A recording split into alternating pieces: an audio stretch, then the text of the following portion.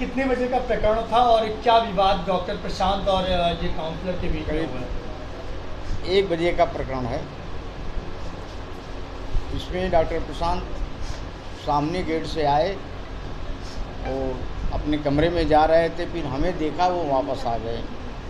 मेरे सामने की कुर्सी खाली थी। फिर उन्होंने शिखा राय से पूछा कि आप कौन हैं?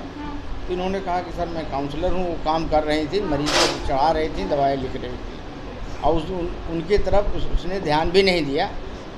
जब उन्होंने कहा कि तुम कौन हो, तो उन्होंने कहा मैं चाहूँगा तुम तो जानती नहीं हो कि मैं सीनियर होके खड़ा हूँ और तुम खड़ी नहीं हो सकती। उसने कहा कि सॉरी सर, मैं तो कल देखा था तो खड़ा हो गया था, आज मैं पहचाना नहीं कि आप ही हैं। फिर उसके बाद उनसे तू मैं होने लगी। मैं देख लूँगा क्या क्या जो भी हुआ। उसके बीच में मेरा ड्राइवर था मनोज कुमार, मेरे बगल में खड़ा था। आया था गाड़ी लेकर के कि आज 12 बजे तक अस्पताल होगा तो मैं साहब को लेते आऊँ, लेकिन अस्पताल तो 2 बजे का था। वो रुक गया। उसने कहा करे डॉक्टर साहब चलिए कोई बात नहीं है, हम भी यही कह रहे हैं कि हम समझा देंगे, आप चलो कोई बात नहीं है, भाई बच्ची है तो उसको हम समझा देंगे कि भाई सीनियर होते हैं उनके सामने खड़ा हो जाना है।